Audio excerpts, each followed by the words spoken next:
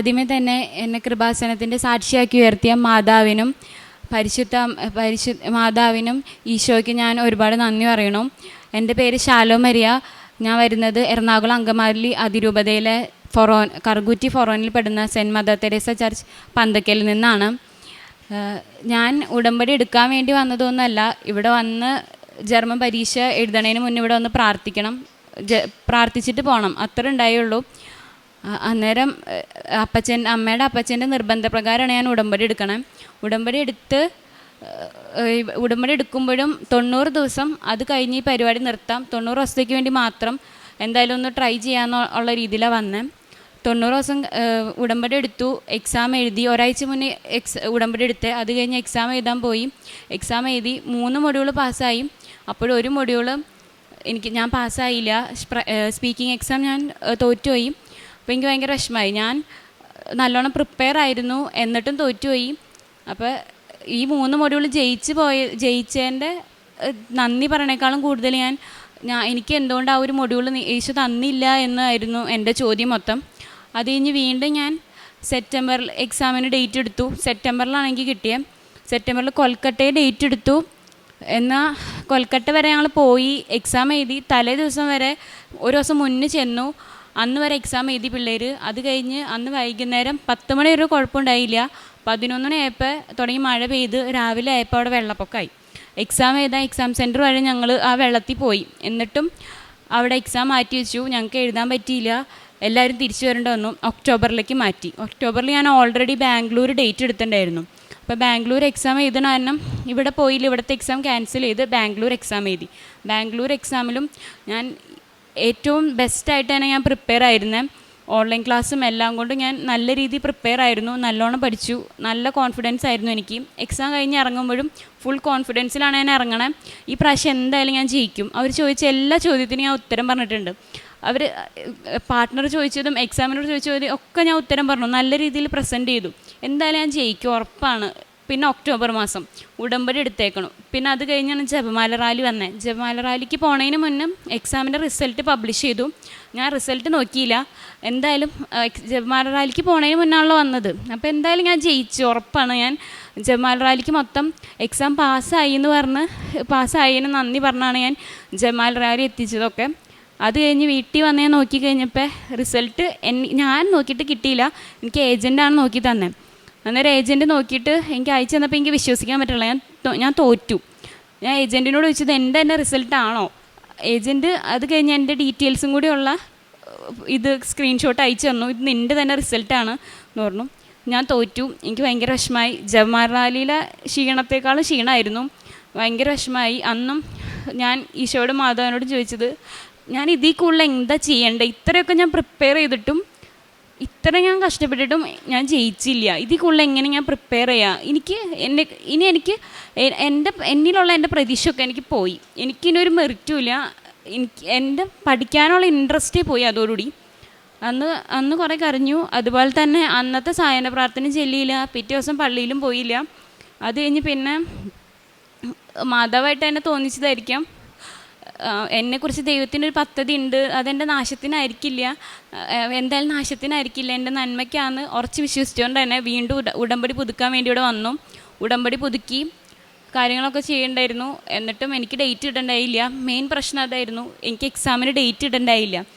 December 7 ഇവിടെ മാതാവിൻ്റെ പ്രത്യക്ഷീകരണ ദിവസം വന്ന് പ്രാർത്ഥിച്ചപ്പോൾ ഞാൻ പാസ്പോർട്ടും കൊണ്ട് വന്നേ. പാസ്പോർട്ട് ഞാൻ ഈശോയുടെ മാതാവിൻ്റെ നടയിൽ വെച്ച് പ്രാർത്ഥിക്കുമ്പോൾ എനിക്കൊരു നിയോഗം ഉണ്ടായുള്ളൂ, എൻ്റെ ഈ പാസ്പോർട്ടിൽ വിസ അടിച്ച് തരണം. അത് ഈശോയും മാതാവായിട്ട് മതി. എൻ്റെ ഏജൻറ്റും എൻ്റെ ഏജൻസിയും ഈശോയും മാതാവാണ്. അങ്ങനെ പ്രാർത്ഥിച്ച് ഇവിടുന്ന് പോയി. ജാനുവരി ആയിക്കഴിഞ്ഞപ്പോൾ ഞാനൊരു ഏജൻസിയിലും കോൺടാക്റ്റ് ചെയ്യാൻ ശ്രമിച്ചില്ലായിരുന്നു. എൻ്റെ ആൻറ്റി വഴി ഒരു ഏജൻസിയുടെ നമ്പർ തന്നു. അവരെ കോൺടാക്റ്റ് ചെയ്തു. അവർ 3 മൊഡ്യൂൾ വെച്ച് പേപ്പർ വർക്ക് ചെയ്യാൻ ഓക്കെയാന്ന് പറഞ്ഞു. അങ്ങനെ പേപ്പർ വർക്ക് തുടങ്ങി, എല്ലാം കൊടുത്തിട്ടു. അത് കഴിഞ്ഞ് അപ്പോഴും പ്രാർത്ഥന ഒന്നുള്ളൂ, എക്സാം ആ ഒരു മൊഡ്യൂൾ പാസ്സാവണം, 4 മൊഡ്യൂളായിട്ട് ജർമ്മനി പോകണം, അങ്ങനെയായിരുന്നു. അന്നേരം എക്സാമിൻ്റെ ഡേറ്റ് അപ്പോഴും കിട്ടിയിട്ടില്ല. ഫെബ്രുവരി ആയപ്പോൾ എനിക്ക് ഏജൻസിയിൽ നിന്ന് വിളിച്ചു പറഞ്ഞു, ഒരു ഇൻ്റർവ്യൂ ഉണ്ട് ഹോസ്പിറ്റലിൻ്റെ, അറ്റൻഡ് ചെയ്യും, 3 മൊഡ്യൂൾ അവർക്ക് ഓക്കെയാന്ന് പറഞ്ഞു. അന്നേരം ആ ഇൻ്റർവ്യൂ അറ്റൻഡ് ചെയ്തു. അപ്പോഴും സ്പ്രഹൻ എക്സാം പാസ്സാവാത്ത, സ്പീക്കിംഗ് എക്സാം പാസ്സാവാത്ത ഞാൻ എങ്ങനെ ഇൻ്റർവ്യൂ പാസ്സാവും? അതായിരുന്നു അടുത്ത ചോദ്യം എൻ്റെ. അത് കഴിഞ്ഞ് പിന്നെ ഞാൻ ഉടമ്പടി വസ്തുക്കളായ നേർച്ച വസ്തുക്കളും ഒക്കെ കൊണ്ടാണ് പോയത്. ഒരു കയ്യിൽ കൊന്തയും ഒരു കയ്യിൽ കാശുരൂപം പിടിച്ചാണ് ഞാൻ ഇൻ്റർവ്യൂ അറ്റൻഡ് ചെയ്തത്. ഓൺലൈനായിരുന്നു ഇൻ്റർവ്യൂ. എൻ്റെ എംപ്ലോയർ എന്നോടൊരു ചോദ്യം ചോദിച്ചില്ല. എൻ്റെ അടുത്ത് ചോദിച്ചതൊക്കെ എൻ്റെ ഏജൻസിയുടെ റെപ്രസെൻറ്റേറ്റീവാണ്. ചോദിച്ച ചോദ്യങ്ങൾക്കൊക്കെ ഞാൻ ഉത്തരം പറഞ്ഞു. അവിടെയും ഞാൻ പറഞ്ഞു എനിക്ക് ഡേറ്റ് കിട്ടണില്ല, ഒരു മൊഡ്യൂൾ ഞാൻ എക്സാം പാസ്സായിട്ടില്ല എന്നുള്ള കഥയൊക്കെ. അത് കഴിഞ്ഞ് റിസൾട്ട് അറിയണില്ല. സാധാരണ ഇൻ്റർവ്യൂ റിസൾട്ടൊക്കെ 1-2 ദിവസം, കൂടി വന്ന ഒരാഴ്ചയ്ക്കുള്ളിൽ അറിയും. എൻ്റെ റിസൾട്ട് അറിയണില്ല. ഒരാഴ്ച കഴിഞ്ഞു. അപ്പോൾ ഞാൻ അതിനെക്കുറിച്ച് ടെൻഷൻ അടിച്ച് ഈ രാവിലത്തെ അവർ ഡെയിലി ബ്രെഡ് പ്രാർത്ഥനയുടെ സമയത്ത് നിയോഗം വെച്ച് പ്രാർത്ഥിക്കുമായിരുന്നു. അന്ന് എന്നെ കൃത്യം അച്ഛൻ പറഞ്ഞു 7 ദിവസത്തിനുള്ളിൽ 7-ാം തീയതി ഡേറ്റ് കാണിക്കേണ്ടത്, 7-ന് തീരുമാനമാവും നിങ്ങൾ വിഷമിക്കുന്ന കാര്യമൊന്നും. കൃത്യം 27-ാം തീയതി എൻ്റെ റിസൾട്ട് വന്നു. ഞാൻ ഇൻ്റർവ്യൂ പാസ്സായി. അങ്ങനെ ഇൻ്റർവ്യൂ പാസ്സായി കഴിഞ്ഞ് പിന്നത്തെ പ്രശ്നം കോൺട്രാക്റ്റാണ്. അപ്പോൾ ഞാൻ ചോദിച്ചവരൊക്കെ പറഞ്ഞു ഇൻ്റർവ്യൂ ഒക്കെ എല്ലാവരും പാസ്സാവും, കോൺട്രാക്റ്റാണ് കിട്ടാത്തത്, കോൺട്രാക്റ്റ് കിട്ടിയില്ലെങ്കിൽ ഒന്നും നടക്കില്ല കേട്ടോ എന്ന് പറഞ്ഞു. പിന്നത്തെ ടെൻഷൻ മൊത്തം കോൺട്രാക്റ്റായി. കോൺട്രാക്റ്റ് വരാനും വൈകി. ആദ്യം വന്നു എന്ന് പറഞ്ഞ് അവർ വിളിച്ചെങ്കിലും പിന്നെ അവർ പറഞ്ഞു ഇപ്പോൾ വരണ്ട, കുറച്ച് പ്രശ്നമുണ്ട് എന്ന് പറഞ്ഞു. അത് കഴിഞ്ഞ് പിന്നെ വീണ്ടും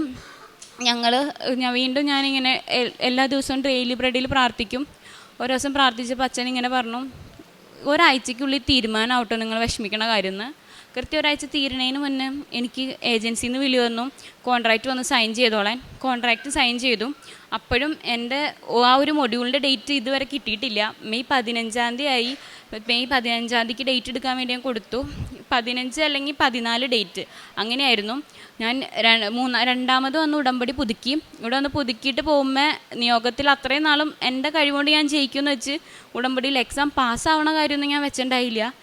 പിന്നത്തെ രണ്ടാമത്തെ ഉടമ്പടി പുതുക്കിയപ്പോൾ മെയ് 15-ന് എഴുതണ എക്സാം പാസ്സാവണമെന്ന് ഞാൻ വെച്ചു. അപ്പോൾ ഡേറ്റ് കൺഫേം അല്ലായിരുന്നു, എന്നാലും ഞാൻ വെച്ചു 15-ന്. അന്ന് വൈകുന്നേരം വീട്ടിൽ ചെന്നപ്പോഴേക്കും എനിക്ക് മെയിൽ വന്നു 15-ാം തീയതി എക്സാം കൊച്ചിയിൽ വെച്ച്. അങ്ങനെ ആ എക്സാം പിന്നെ വീണ്ടും വന്ന് ഹോൾ ടിക്കറ്റ് കൊണ്ടുവന്ന് ഞാൻ ഇവിടെ അച്ഛൻ്റെ നിന്ന് ബ്ലെസ്സിങ് വാങ്ങാൻ വേണ്ടി കൊണ്ടുവന്നു. ഹോൾ ടിക്കറ്റും പിന്നെ ഞങ്ങളൊരു 3 വർഷം 2023-ൽ കുറച്ച് പൈസ ഒരു ഏജൻസി കൊടുത്തിട്ടായിരുന്നു. അതിന് ഇപ്പോൾ 26 ഒരു തീരുമാനമില്ല, പ്രോസസ്സിങ് നടക്കുന്നില്ല, പൈസയും കിട്ടണില്ല, അങ്ങനത്തെ അവസ്ഥയായിരുന്നു. അപ്പോൾ അതിൻ്റെ ബില്ലടച്ചതിൻ്റെ അതിൻ്റെ ക്യാഷ് അയച്ചതിൻ്റെ റെസിപ്റ്റ് ഞങ്ങളുടെ കയ്യിലുണ്ടായിരുന്നു. ആ റെസിപ്റ്റ് ഞാൻ ഇതിൻ്റെ കൂടെ വെച്ച് അച്ഛനന്ന് അച്ഛൻ്റെ നിന്ന് ബ്ലെസ്സിങ് വാങ്ങാൻ വന്നപ്പോൾ ഞാൻ ഇതിൻ്റെ കൂടെ വെച്ചായിരുന്നു. അച്ഛൻ മാതാവിൻ്റെ അടുത്ത് ഈശോയുടെ അടുത്തൊക്കെ കൊണ്ട് വെച്ച് പ്രാർത്ഥിച്ചു. അത് കഴിഞ്ഞ് അച്ഛൻ ഇതുപോലെ ഡെയിലി ബ്രെഡിൽ പറഞ്ഞു 40 ദിവസത്തിനുള്ളിൽ നിങ്ങൾ വിഷമിക്കണ കാശിൻ്റെ കാര്യത്തിൽ തീരുമാനമാവുമെന്ന്. 40 ദിവസം, 3 വർഷമായിട്ട് ഒരു തീരുമാനമാവാത്ത കാര്യം 40 ദിവസത്തിനുള്ളിൽ തീരുമാനമാക്കി തന്നു. ഞങ്ങൾക്ക് ആ കാശ് തിരിച്ച് കിട്ടി മൊത്തമായിട്ട്. അതുപോലെ തന്നെ മെയ് 15-ൻ്റെ എക്സാം എഴുതാൻ പോയപ്പോഴും ഞാനിവിടെ വന്ന് ജർമ്മൻ കൃപാസനത്തിൻ്റെ പത്രം വാങ്ങിച്ചുകൊണ്ടാണ് പോയേ. ആ പത്രം കൊണ്ട് എക്സാം സെൻറ്ററിൽ വന്ന പിള്ളേർക്കൊക്കെ കൊടുത്തു. സാധാരണ എക്സാമിന് കയറണതിന് എക്സാമിൻ്റെ ആ പുറത്ത് വെയിറ്റ് ചെയ്യുന്ന ടൈമിലൊക്കെ എക്സാം ടോപ്പിക്കുകളെ കുറിച്ച് മാത്രം ചർച്ച ചെയ്തുകൊണ്ടിരുന്ന ഞാനായിട്ടല്ല, പിള്ളേരായിട്ട് എൻ്റെ അടുത്ത് പത്രം കൊടുത്ത് തന്നെ മാതാവിൻ്റെ കാര്യവും കൃപാസനത്തിൻ്റെ കാര്യമൊക്കെ ചോദിക്കാൻ തുടങ്ങി. എക്സാമിന് കാരണം വരെ മാതാവിൻ്റെയും കൃപാസനത്തിൻ്റെ കാര്യമൊക്കെ ഞാൻ അവിടെ ഇരുന്ന് അവരോട് സംസാരിക്കുകയായിരുന്നു. അത് കഴിഞ്ഞ് എക്സാമിന് കയറുമ്പോഴും എൻ്റെ പാർട്ണർ എന്നോട് പറഞ്ഞു ഞാൻ ഒന്നും പഠിച്ചിട്ടില്ല കേട്ടോ എന്ന് പറഞ്ഞു. ഞാൻ അപ്പോൾ പറഞ്ഞു ഞാനും ഒന്നും പഠിച്ചിട്ടില്ല എന്ന് പറഞ്ഞ് കയറി. എക്സാമിന് ടോപ്പിക്ക് കിട്ടി. ഫസ്റ്റത്തെ ടോപ്പിക്ക് കുഴപ്പമില്ല, സെക്കൻഡ് ടോപ്പിക്ക് എനിക്കൊന്നും അറിയില്ല. എനിക്കതിനെക്കുറിച്ച് വലിയ പിടിയില്ല, ടോപ്പിക്കിനെ കുറിച്ച്. ഞാൻ പ്രിപ്പയർ ആയിരുന്നില്ല ടോപ്പിക്ക്. അപ്പോൾ ഞാൻ വെച്ചാൽ എന്തായാലും ഇനിയിപ്പോൾ തീരുമാനമായി ഈ കാര്യത്തിലും. എന്നിട്ട് എൻ്റെ കയ്യിൽ കൃപാസനത്തിൻ്റെ ഉപ്പ് ഉണ്ടായിരുന്നു. ആ ഉപ്പ് ഞാൻ ആ പേപ്പറിലിട്ടിട്ട് ഞാൻ പ്രാർത്ഥിച്ചു, ഇനി എൻ്റെ മെറിറ്റിലൊന്നും നടക്കില്ല, മാതാവിൻ്റെ മെറിറ്റിലാണ് നടക്കുള്ളൂ എന്ന് പറഞ്ഞു. അതുപോലെ തന്നെ എക്സാം അറ്റൻഡ് ചെയ്തു. എക്സാം അറ്റൻഡ് ചെയ്യുമ്പോഴും സാധാരണ ഫോളോ ചെയ്യുന്ന സ്ട്രക്ചർ ഒന്നും ഞാൻ ഫോളോ ചെയ്തിട്ടില്ല. ഡിസ്കഷൻ ആണെങ്കിൽ ഏറ്റവും അലമ്പായിട്ട് ചെയ്തത്. ഞാനും എൻ്റെ പാർട്ട്ണറും അലമ്പായിരുന്നു. മൊത്തത്തിൽ പറഞ്ഞു കഴിഞ്ഞാൽ എക്സാം എന്തായാലും പൊട്ടുമെന്ന് ഉറപ്പായി. ഇതുവരെ ചെയ്തതിൽ ഏറ്റവും അലമ്പ് എക്സാം. നല്ലോണം ചെയ്തിട്ട് ജയിക്കാത്ത ഞാനാണ് ഇനി ഇങ്ങനെ ചെയ്താൽ ജയിക്കണേ, അതായിരുന്നു എൻ്റെ ഇത്. അതും കൊണ്ട് പ്രാർത്ഥിച്ച് മാതാവിൻ്റെ അടുത്ത് ഞാൻ പ്രാർത്ഥിച്ചു. ഇനി ഞാൻ എക്സാം എഴുതില്ല കേട്ടോ, ഇനി എനിക്ക് വയ്യ നാണം കെടാൻ, ഇനി ഞാൻ എക്സാം എഴുതില്ല. 3ാമത്തെ പ്രാവശ്യമാണ്. ഈ പ്രാവശ്യം ജയിപ്പിക്കണേ ജയിപ്പിച്ചാൽ മതി, അല്ലെങ്കിൽ എനിക്ക് ജയിക്കണ്ട, മാധവായിട്ട് ജയിപ്പിച്ചാൽ മതി. അങ്ങനെയായിരുന്നു എൻ്റെ പ്രാർത്ഥന. അതുപോലെ തന്നെ പിന്നെ എക്സാമിൻ്റെ റിസൾട്ട് വരാൻ 45 ദിവസം എടുക്കും കൊച്ചിയിൽ. അപ്പോഴേക്കും ഞങ്ങൾക്ക് BFSന് ഡേറ്റ് എടുത്തു. ഫസ്റ്റ് ഡേറ്റ് എടുത്തു. ഡേറ്റ് കിട്ടിയപ്പോൾ സമാധാനിച്ചു. എല്ലാവർക്കും ഡേറ്റ് കിട്ടാതിരിക്കുന്നതാണ് പ്രശ്നം, എനിക്ക് ഡേറ്റ് കിട്ടിയില്ലോന്ന്. അപ്പോൾ കാറ്റഗറി മാറിപ്പോയി. മെയ് വരെ ആ കാറ്റഗറിയിൽ നഴ്സുമാർക്കും നഴ്സിംഗ് പഠിക്കുന്ന പിള്ളേർക്കും പോകായിരുന്നു. മെയ് കഴിഞ്ഞ് എനിക്ക് ജൂണിലാണ് ഡേറ്റ് എടുത്തേക്കണേ. ജൂൺ ആയപ്പോഴേക്കും ആ കാറ്റഗറിയിൽ നഴ്സിംഗ് ജോലി ചെയ്യാൻ മാത്രം പോകാൻ ആയി. അപ്പോൾ പിന്നെ ആ ഡേറ്റ് പോയി. പിന്നെ വീണ്ടും ജൂൺ 15-ാം തീയതിക്ക് BFSന് ഡേറ്റ് എടുത്തു. ബാംഗ്ലൂർ എടുത്തു, കിട്ടി. അപ്പോഴും എൻ്റെ റിസൾട്ട് വന്നിട്ടില്ല. 4 മൊഡ്യൂളായിട്ട് VFSൽ പോകണമെന്നായിരുന്നു. VFS ഓഫീസിൽ ജർമ്മന് റിജക്ഷൻ എപ്പോഴും ഉള്ളതാണ്. പിന്നെ 4 മൊഡ്യൂൾ ഉള്ളവർ വരെ വെറുതെ ഇരിക്കുന്നു, അവർക്ക് വരെ റിജക്ഷൻ കിട്ടിയിരിക്കണം. അപ്പം ഞാൻ ഈ 3 മൊഡ്യൂളും വെച്ചുകൊണ്ട് എങ്ങനെ എന്നായിരുന്നു എൻ്റെ ചിന്ത. പക്ഷേ അന്ന് ഞാൻ എൻ്റെ കയ്യിൽ കൊന്തയും കാശുരൂപമായിട്ടാണ് ഞാൻ VFS ഓഫീസിൽ പോയത്. അവിടെ ചെന്ന് ടെൻഷൻ അടിച്ചിട്ട് കൊന്ത ചൊല്ലാൻ പോയിട്ട് എനിക്ക് മിണ്ടാൻ പോലും പറ്റുന്നുണ്ടായില്ല. എനിക്ക് എൻ്റെ ഡീറ്റെയിൽസ് എൻ്റെ ഫോണിൽ അടിച്ചെന്ന് അവിടെ ഓഫീസിലിരിക്കുന്ന ഒരു ചേച്ചിയാണ്. അത്രയും കൈ വറച്ച് അതുമാതിരി ഞാൻ ഇരുന്നേ. ആ ചേച്ചി പക്ഷേ എന്നോടൊന്നും സംസാരിക്കണ്ടായില്ല. പക്ഷെ എൻ്റെ ഡീറ്റെയിൽസ് അടിച്ചിട്ട് എന്നോട് ചോദിച്ചു ഇതൊക്കെ ശരിയല്ലേ എന്ന്. ഓക്കെ എന്ന് പറഞ്ഞു. അന്ന് അത് കഴിഞ്ഞ് പിന്നെ 29-ാം തീയതി എനിക്ക് മെയിൽ വന്നു. എക്സാമിൻ്റെ ആദ്യം വന്നേ. എക്സാമിൻ്റെ എനിക്ക് റിസൾട്ട് എനിക്ക് സർട്ടിഫിക്കറ്റ് വന്നിട്ടുണ്ടെന്ന് പറഞ്ഞാൽ മെയിൽ ആദ്യം വന്നേ. അപ്പോൾ ഞാൻ സാധാരണ കൊച്ചിയിൽ റിസൾട്ട് പബ്ലിഷ് ചെയ്തു എന്ന് പറഞ്ഞാണ് വരാറ്. ഇതെന്ത് ഇങ്ങനെ വന്നേ? അപ്പോൾ ഞാൻ അടുത്തുള്ള കൊച്ചിനോട് ചോദിച്ച് പറഞ്ഞു, എടി ഇത് നീ പാസ്സായിട്ടുണ്ടാവും, അതായിരിക്കും. അത് കഴിഞ്ഞ് പിന്നെ റിസൾട്ടിൻ്റെ ഇത് വന്നു, ചെക്ക് ചെയ്തു. 4 മൊഡ്യൂളിൽ ഏറ്റവും കൂടുതൽ മാർക്ക് എനിക്ക് സ്പീക്കിങ്ങിനാണ്. ഏറ്റവും കൂടുതൽ പ്രാവശ്യം ഞാൻ 3 പ്രാവശ്യം ഞാൻ എക്സാം ചെയ്തത് സ്പീക്കിംഗ്. ഒട്ടും പ്രിപ്പയർ ചെയ്യാണ്ട് എഴുതിയ എക്സാമിനും ആണ് എനിക്ക് മാർക്ക് കൂടുതൽ. അതുപോലെ തന്നെ VFSൻ്റെ മെസ്സേജ് വന്നു, വിസ ഡിസ്പാച്ച് ആയിട്ടുണ്ട്. എനിക്ക് ജൂലൈ 1-ാം തീയതി എൻ്റെ കയ്യിൽ വിസ കിട്ടി. എനിക്ക് സെപ്റ്റംബറിൽ ഇൻടേക്കിൽ പോകാം ജർമ്മനിക്ക്. എനിക്ക് ഇത്രയും അനുഗ്രഹമൊക്കെ തന്ന മാതാവിനും ഈശോയ്ക്ക് 1000 നന്ദി. പിന്നെ കാരുണ്യപ്രവർത്തിയിലായിട്ട് ഞാൻ ചെയ്തുകൊണ്ടിരുന്നത്, ഞാൻ ഓൾഡ് ഏജ് ഹോമിൽ പോകാറുണ്ട്. എൻ്റെ വീടിൻ്റെ അടുത്തുള്ള ഞങ്ങളുടെ അവിടെയുള്ളൊരു ഓൾഡ് ഏജ് ഹോമിൽ പോവും. അവിടെ ചെന്ന് രാവിലെ പോയി അവരുടെ ഡെയിലി റൊട്ടീൻസൊക്കെ ചെയ്യാൻ അവരെ സഹായിക്കും. പിന്നെ അവർക്ക് ഫുഡൊക്കെ കൊടുക്കുക, അവരോട് വർത്തമാനം പറയാം. അങ്ങനെയായിരുന്നു. പിന്നെ പ്രേക്ഷിത പ്രവർത്തനം ആദ്യമൊന്നും എനിക്ക് അതിനെക്കുറിച്ച് വലിയ പിടി ഉണ്ടായില്ല. ഇവിടെ ഉടമ്പടി എടുത്തിട്ട് പോകുമ്പോൾ ഞങ്ങൾ ബസ്സിൽ പോകുമ്പോൾ ബസ്സിൽ ഈ പത്രം കണ്ട് ചോദിച്ച ചേച്ചിമാർക്ക് മാത്രമേ ഞങ്ങൾ പത്രം കൊടുത്തുള്ളായിരുന്നു. അത്രയും പോലും അറിയില്ലായിരുന്നു ഇതിനെക്കുറിച്ച്. പിന്നെ ഞാൻ ഇവിടെ വരുമ്പോൾ എപ്പോഴും പത്രം വാങ്ങിക്കൊണ്ട് പോകും, കാണുന്നവർക്കൊക്കെ കൊടുക്കും. ജർമ്മൻ്റെ പത്രം വരെ ഞാനിപ്പം കൊടുത്തു. പിന്നെ ആത്മീയ ജീവിതത്തിൽ വന്ന ഏറ്റവും വലിയ വളർച്ച, പള്ളിയിൽ എങ്ങനെ പള്ളിയിൽ പോകാണ്ടിരിക്കാം, എങ്ങനെ കുർബാന ചൊല്ലാണ്ടിരിക്കാം എന്നാണ് ഞാൻ ആലോചിച്ചുകൊണ്ടിരുന്നത്. മടിയായിരുന്നു ചെയ്യാനായിട്ട്. കുടുംബ പ്രാർത്ഥനയിൽ പങ്കെടുക്കാനും കുർബാനയ്ക്ക് പോകാനൊക്കെ ആയിട്ട് ഓരോ ഉഡായിപ്പ് കണ്ടുപിടിക്കും പോകാണ്ടിരിക്കാനായിട്ട്. പക്ഷെ ഇപ്പോൾ ഒരു ദിവസം പോലും മുടങ്ങാണ്ട് പോകാൻ ഞാൻ ശ്രമിച്ചു തുടങ്ങി. ഒരു നിവൃത്തി ഉണ്ടെങ്കിൽ ഞാൻ എങ്ങനെയില്ലെങ്കിൽ ഞാൻ പള്ളിയിൽ കുർബാനയ്ക്ക് പോകും, വീട്ടിൽ പ്രാർത്ഥന എത്തിക്കും. എല്ലാം എനിക്ക് ഒന്നേ പറയാനുള്ളൂ, പ്രശ്നങ്ങൾ വരും. ഉടമ്പടി എടുത്തു എന്ന് വെച്ച് പ്രശ്നം ഉണ്ടാവില്ല എന്നാരും വിചാരിക്കേണ്ട. എൻ്റെ ചിന്ത അങ്ങനെയായിരുന്നു, ഉടമ്പടി എടുത്താൽ ഒരു പ്രശ്നം ഉണ്ടാവില്ല, ഒക്കെ സെറ്റാണ്. പക്ഷേ ഉടമ്പടി എടുത്താലും പ്രശ്നങ്ങളൊക്കെ വരും. പക്ഷെ അതെങ്ങനെ ഹാൻഡിൽ ചെയ്യണമെന്നുള്ളതും മാതാവ് നമുക്ക് കാണിച്ചു തരും. നമ്മുടെ കൂടെ ഉണ്ടാവും മാതാവ്. ദൈവം നമുക്ക് ഇപ്പോൾ താങ്ങാൻ പറ്റുന്ന കുരിശേ നമുക്ക് തരുള്ളൂ, അത് ഉറപ്പാണ്. എൻ്റെ കാര്യത്തിൽ അത് എനിക്ക്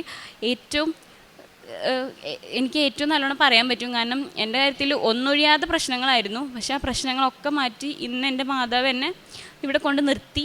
കുറേ നാളത്തെ ആഗ്രഹമായിരുന്നു ഇവിടെ വന്ന് സാക്ഷ്യം പറയണമെന്നുള്ളത്. ഇത്രയും അനുഗ്രഹങ്ങൾ ചെയ്തു തന്ന മാതാവിനും ഈശോയ്ക്കും 1000 നന്ദി. പ്രഭാഷകൻ്റെ പുസ്തകം 51-ാം അധ്യായം 11 മുതലുള്ള വാക്യങ്ങൾ. അങ്ങയുടെ നാമം ഞാൻ നിരന്തരം പ്രകീർത്തിക്കും, അങ്ങയ്ക്ക് ഞാൻ കൃതജ്ഞതാ സ്തോത്രങ്ങൾ ആലപിക്കും. എൻ്റെ പ്രാർത്ഥന അവിടുന്ന് ശ്രവിച്ചു. പരിശുദ്ധ അമ്മയുടെ പ്രത്യക്ഷീകരണ സാക്ഷിയായിട്ട് ശാലോ മരിയ അങ്കമാലി തൻ്റെ അനുഭവസാക്ഷി നമുക്ക് മുമ്പിൽ പങ്കുവെക്കുകയായിരുന്നു. ഉടമ്പെടുക്കാനുണ്ടായ കാരണം അത് വീട്ടുകാരുടെ നിർബന്ധത്തോടെയാണെങ്കിലും അത് വന്നെടുക്കുമെങ്കിലും മനസ്സിലുണ്ടായിരുന്ന തീരുമാനം എന്ന് പറയുക, 90 ദിവസത്തിന് ശേഷം ഈ പരിപാടി എങ്ങനെയെങ്കിലൊക്കെ തീർക്കാമെന്നുള്ളതായിരുന്നു. എന്നാൽ തുടർന്ന് മുമ്പോട്ടുള്ള ജീവിതത്തിൽ ഓരോ ഘട്ടത്തിലൂടെ കടന്നു പോകുമ്പോഴും ഈ പ്രാർത്ഥനാ പദ്ധതിയെ തൻ്റെ ജീവിതത്തിൻ്റെ ഒരു മാതൃകയായിട്ട് മാറ്റുന്നത് നമുക്ക് മനസ്സിലാക്കുന്നുണ്ട്. കാരണം തൻ്റെ തന്നെ മെറിറ്റിൽ ആശ്രയിക്കുമ്പോൾ അത് ഉണ്ടാകുന്ന വീഴ്ചകൾ നമുക്ക് ശാലോമിൻ്റെ വാക്കിൽ നമുക്ക് മനസ്സിലാവുന്നുണ്ടായിരുന്നു. കാരണം ഒത്തിരിയേറെ പ്രിപ്പയർ ചെയ്ത് ഫുൾ കോൺഫിഡൻസ് ആയിട്ടൊക്കെ ചെല്ലുമ്പോഴും അതുണ്ടാകുന്ന തടസ്സങ്ങളൊക്കെ വളരെ പ്രയാസം നിറഞ്ഞു തന്നെയായിരുന്നു. അതിനുശേഷമാണെങ്കിൽ മുമ്പോട്ട് പോകുമ്പോൾ ഉടമ്പടി പുതുക്കുന്നത് ഒരു വളരെ വ്യത്യസ്തമായൊരു കാര്യം തന്നെ പറയുന്നുണ്ട്. ഒന്നാമത്തെ പുതുക്കലിന് ശേഷം ഉണ്ടായ തടസ്സങ്ങൾ മാറുകയും അതുപോലെ തന്നെ രണ്ടാമത്തെ പുതുക്കലിന് ശേഷമാണെങ്കിലും തടസ്സങ്ങളൊക്കെ ഇങ്ങനെ മാറുകയൊക്കെ ചെയ്യുന്നുണ്ടെന്ന് ഈ മകളുടെ വാക്കിൽ നമുക്ക് അത് മനസ്സിലാക്കാനായിട്ട് സാധിക്കുക. ചില ഘട്ടങ്ങളെയൊക്കെ നമ്മൾ തരണം ചെയ്ത് മുമ്പോട്ട് പോകണമെങ്കിൽ നമ്മളെ തന്നെ ഒന്ന് പുതുക്കലേണ്ട ഒരു ആവശ്യം. അതുകൊണ്ടാണ് ഉടമ്പടിയിൽ നമ്മൾ ചെയ്യുക. ഉടമ്പടി പുതുക്കി കഴിയുമ്പോൾ പരിശുദ്ധ അമ്മയുടെ ഇടപെടലിലൂടെ നിരവധിയായ മാർഗങ്ങൾ നമുക്ക് കാട്ടിത്തരികയൊക്കെ ചെയ്യും. അതോടൊപ്പം തന്നെ ഇൻ്റർവ്യൂ ഒക്കെ പാസ്സാവുന്ന സമയത്താണെങ്കിലും കടന്നു പോകുന്ന ഘട്ടങ്ങളിലാണെങ്കിലും അത് തൻ്റെ കയ്യിലൊന്നും നിൽക്കത്തില്ല എന്നുള്ളൊരു പൂർണ്ണ ബോധ്യത്തിൽ പരിശുദ്ധ അമ്മയോട് പൂർണ്ണമായിട്ട് ആശ്രയിച്ചുകൊണ്ട് അവിടുത്തെ കൃപയാൽ മാത്രമേ എനിക്കിത് ലഭിക്കുന്നുള്ളൊരു ഉറച്ച വിശ്വാസം തന്നെയാണ് ഈ മകളെ മുമ്പോട്ട് പോകുവാനും ജർമ്മനിയിലൊക്കെ പാസ്സാകാനായിട്ട് വിസയൊക്കെ റെഡിയാകാനായിട്ടൊക്കെ സാധിക്കുകയും ചെയ്യുന്നത്. കാരണം ഓരോ ധ്യാനത്തിലൊക്കെ പങ്കെടുക്കുമ്പോഴാണെങ്കിലും അച്ഛൻ പറഞ്ഞ വാക്കുകളൊക്കെ കേൾക്കുമ്പോൾ ഒരാഴ്ചക്കുള്ള തടസ്സങ്ങളൊക്കെ മാറുന്നു പറയുമ്പോഴും തൻ്റെ ജീവിതത്തിൽ അത് പൂർണ്ണമായിട്ടും പരിശുദ്ധ ഇടപെടലിലൂടെ അത് പൂർണ്ണമായിട്ടൊക്കെ മാറി ലഭിക്കുകയും ചെയ്യുന്നുണ്ട്. കാരണം നിരവധിയായ തടസ്സങ്ങൾ ഉണ്ടായിരുന്നെങ്കിലും ആ തടസ്സങ്ങളെയൊക്കെ പൂർണ്ണമായിട്ടും തരണം ചെയ്യാനായിട്ട് ഈ മകളെ സഹായിക്കുകയും ചെയ്തത് ഉടമ്പടി പൂർണ്ണമായിട്ടും എൻ്റെ ജീവിത മാർഗമാണെന്നും ആ മാർഗത്തിലൂടെ പൂർണ്ണമായിട്ട് ഞാൻ ചരിക്കണം എന്നുള്ള ഒരു ചിന്ത തന്നെയാണ് ഈ മകളുടെ ലക്ഷ്യസ്ഥാനത്തേക്ക് എത്തുവാനായിട്ട് പരിശുദ്ധ അമ്മ മാർഗം കാട്ടിക്കൊണ്ട് അനുഗ്രഹിക്കുക ചെയ്യുന്നത്. ഇനിയും മുമ്പോട്ടുള്ള ജീവിതത്തിൽ പ്രത്യക്ഷീകരണ സാക്ഷിയായിട്ട് ഇനിയും ഈ മകളെ മാറ്റട്ടെ നമുക്ക് പ്രാർത്ഥിക്കാം. ഒപ്പം ഇയാൾ താരക്ക് മുമ്പിൽ നിരവധിയായ പ്രാർത്ഥനകളായിട്ടായിരിക്കുമ്പോൾ ഈ പ്രാർത്ഥനകളും ആവശ്യങ്ങളും നമ്മളെ പരിശുദ്ധ അമ്മയുടെ പ്രത്യക്ഷീകരണ സാക്ഷിയായിട്ട് നമ്മളെയും ഉയർത്തട്ടെ എന്ന് നമുക്ക് പ്രാർത്ഥിക്കാം. അത്യപൂർവ ദൈവാനുഭവങ്ങൾ ഇനി നിങ്ങൾക്കും സ്വന്തം. ഈ യൂട്യൂബ് ചാനൽ ഇതുവരെ സബ്സ്ക്രൈബ് ചെയ്തിട്ടില്ലെങ്കിൽ ഇപ്പോൾ തന്നെ സബ്സ്ക്രൈബ് ചെയ്യുക. ഈ വീഡിയോ ഇപ്പോൾ തന്നെ നിങ്ങളുടെ സുഹൃത്തുക്കൾക്ക് ഷെയർ ചെയ്തുകൊണ്ട് കർത്താവിൻ്റെ പ്രേക്ഷിതരാകുക.